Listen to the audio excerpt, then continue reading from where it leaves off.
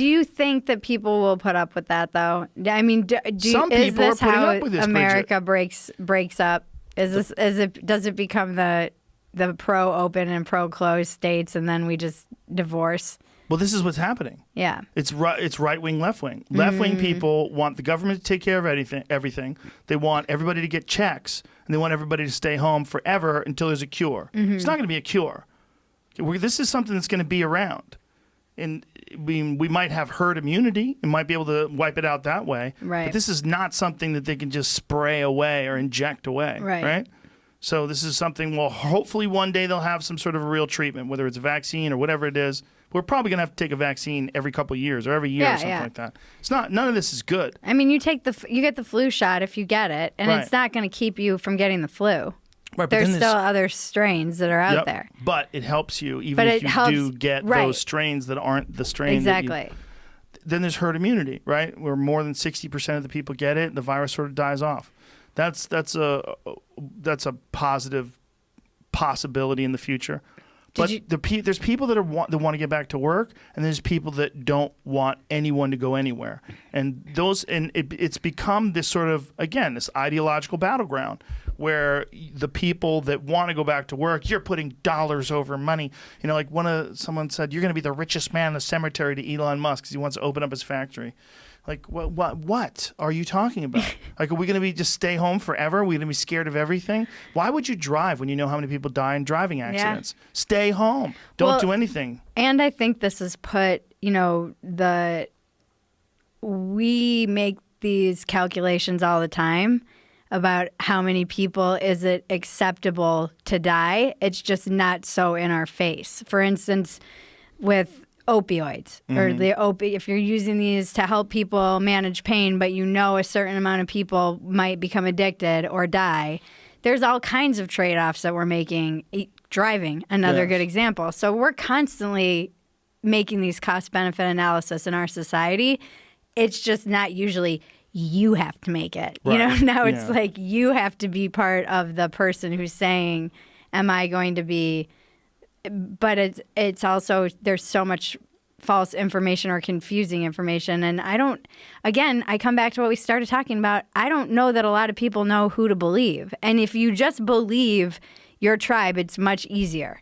I think if I was just like gobbling up all the CNN or gobbling up all the Fox, I would be happy little frickin' no nihilism Bridget.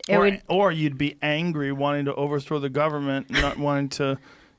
get things back to the way things used to be. Or I'd be terrified and not leaving my house because I was worried that I was going to get... There's all those things. But if you just look at the raw numbers, and this doesn't discount any of the deaths, doesn't discount the tragedy. I know people are like, but my grandma, but my friend. I know a guy. He was young. Everybody knows a guy. You're right. But if you just look at the overall numbers, this is not what we thought it was going to be. It's really simple. And this is why you want to move. Yeah, I don't like that they're telling me that you have to stay home. Yeah. I don't like that they're telling me you have to wear a mask when you go outside. No, if I'm around people and you want me to wear a mask in a business or something like that, okay. Yeah. I'm fine with that. Until everything settles down and we figure this out, okay. But you can't tell me I leave the house, I have to put a mask on. What about if I walk around in my backyard? Do I have to have a mask on? What does that mean? I mean, yeah. If I'm running on a trail, I have to run on a trail with a mask on? The fuck out of here. And this is stupid. In your ideal way to transition back, what would it be? What would it look like? Let people take risks. Yeah. Let people do what they want to do, but educate them. Educate them in terms of their immune system. Mm-hmm. Educate them in terms of like, here's where it could go bad. This is why you need to wash your hands. Like one of the things I said is that women were getting it less than men. Mm-hmm. And people are like, why? I'm like, because we're gross. We don't wash. We're fucking disgusting. So guys are picking their nose after they're touching a faucet and other people touched it. And is that why they're getting it more? It could be a bunch of factors, but I would guarantee that one of them is that men are gross. Yes, men are gross. Yeah, I guarantee you that has to play some sort of a part in it. Yeah. Yeah, I mean, it's been somebody, I think a writer, I forget her name, Megan, she had a tweet. She said it's a black light. It's a black light on like the sperm-filled hotel room, basically, the pandemic. It's just revealed like all of these institutional failures and all Yes. of the structural failures and all of the ideological battleground is up to 11 now. And I find that most people are wrestling and don't know really what to do, but I think most people are grown up enough to want to be able to take that risk for themselves. I walk around and I see all these businesses. I'm like, how are these businesses going to come back? They're not going to. Yeah. We're going to lose like 40% of them. Look, I think you got to let people make their own decisions.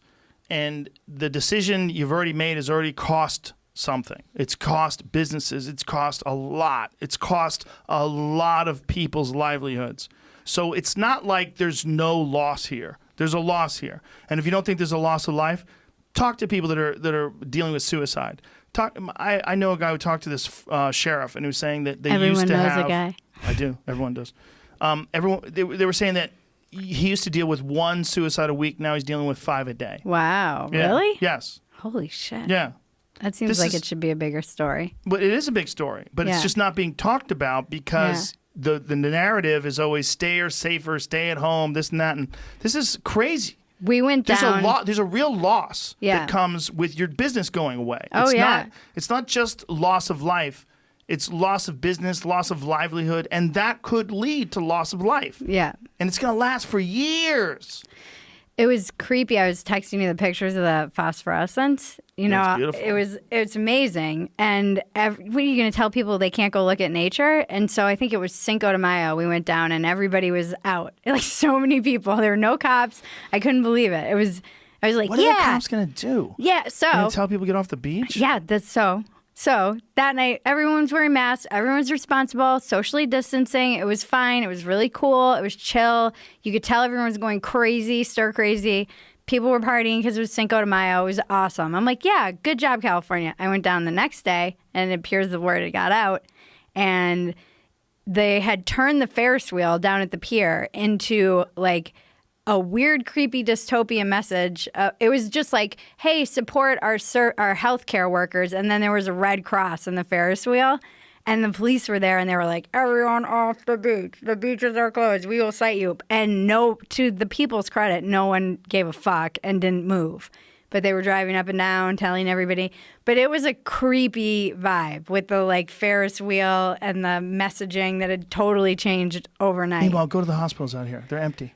Yeah. Yeah. It's a real problem. Hospitals are going bankrupt. I know.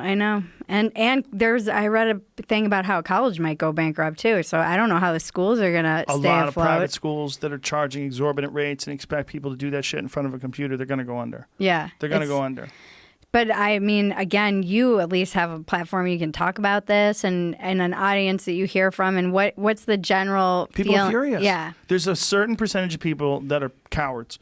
And they just want to trust in the government and let the government make these decisions. They're doing this with sound science. No, but they're not.